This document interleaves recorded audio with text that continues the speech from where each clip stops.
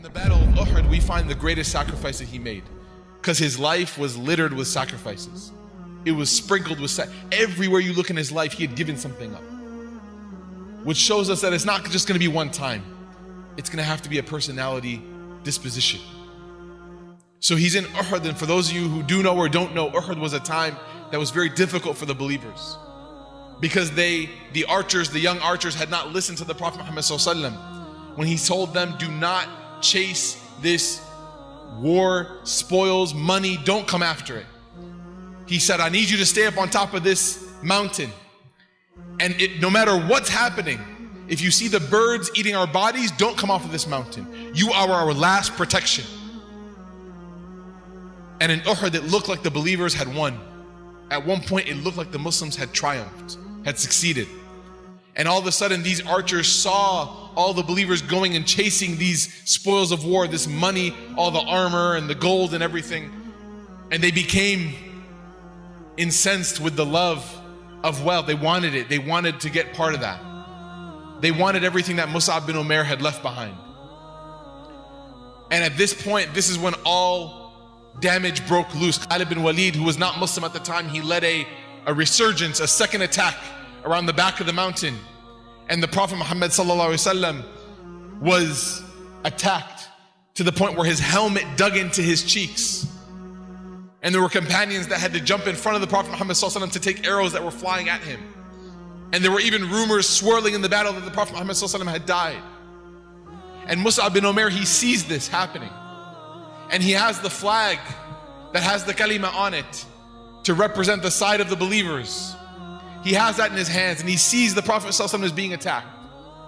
So he starts yelling takbir, and he starts calling out these chants to draw the attention away from the army that's attacking the Prophet Muhammad ﷺ. And he takes his horse and he rides as fast as he can, and he curves to take the army away from the Prophet Muhammad ﷺ.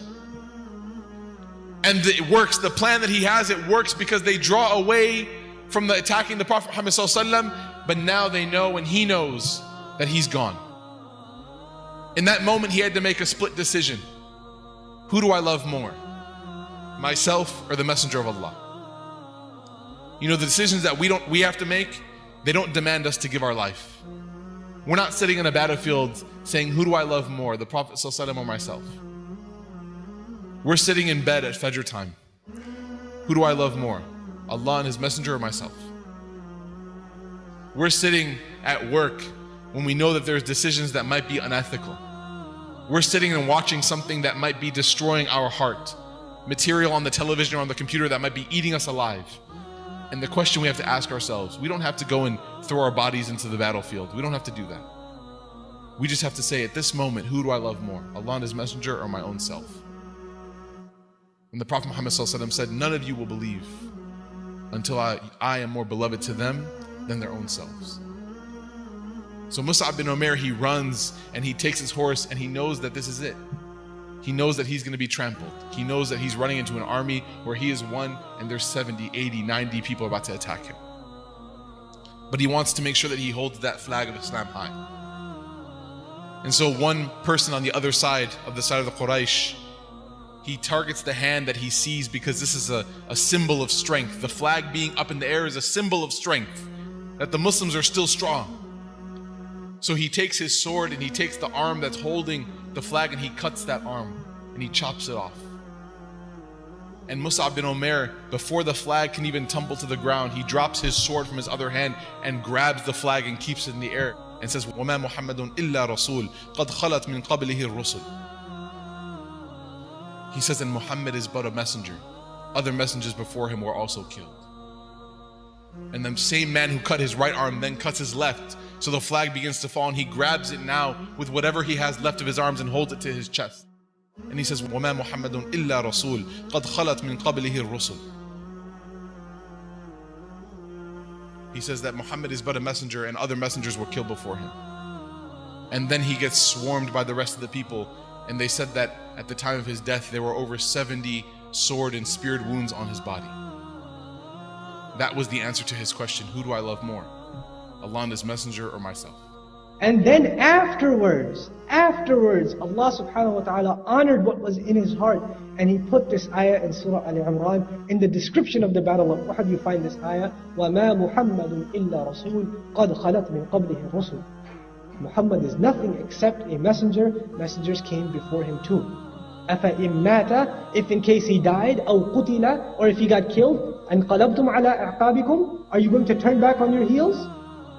فَمَنْ يَنْقَلِبْ عَلَىٰ عَقِبَيْهِ, the one who turns back on his heels, فَلَنْ يَضُرَّ اللَّهَ شَيْئًا, he could not harm Allah in anything. وَسَيَجْزِي اللَّهُ الشَّاكِرِينَ, and Allah will soon reward the shakirin, those who are grateful. When Muhammadur Rasulullah sallallahu alayhi wa sallam looked at the body of Umayr, you know the shuhada were being given salams on the battlefield.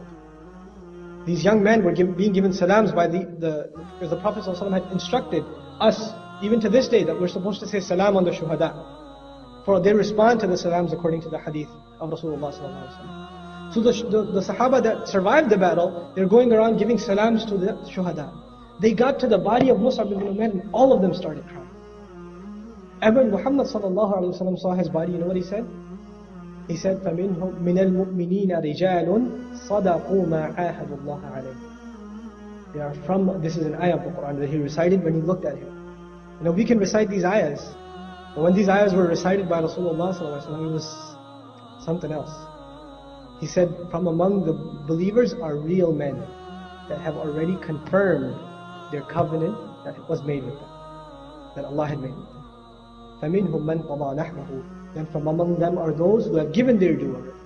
وَمِنْهُمْ مَنْ يَنْتَظِرُ, and from among them are those who are still waiting to give their due. وَمَا بَدَّلُوا تَبْدِيلًا, and they would not replace their desire to give their due, to give their whole life to Allah with anything else. They would not replace it for anything. This is the ayah of Prophet Muhammad ﷺ recited upon the body of Musab Ibn Umar. And then the Prophet ﷺ and the companions, after the battle was over, he came to bury the Muslimin, the Mujahideen, the Shuhada. And then when they looked at Musab Ibn Umar, they searched through his wealth, and he did not find anything with his wealth to cover him. All they could find in his house was a piece of cloth to wrap him up in, the kafan. And when they would cover his head, his feet would show. And when they would cover his feet, his head would show. And Muhammad sallallahu alayhi wasallam says, Wallahi, there was a time when I did not know a person who had a more luxurious life than this man. And today, out of his love of Allah and Rasulullah sallallahu alayhi wasallam and this deen of his, he has sacrificed in a way that he has nothing to even cover his body after he has been martyred. And the Prophet sallallahu alayhi wasallam said, Bakhim bakh ya Musab ibn Umayr. Oh Musab ibn Umayr, we did not find anything of the wealth just to cover your whole body and bury you in. You donated it all for those who were in need. فَالْجَنَّةُ هِيَ اللِّقَاء. In Jannah is where we shall meet. Al-Firdaus al-A'la, my dear brothers and sisters.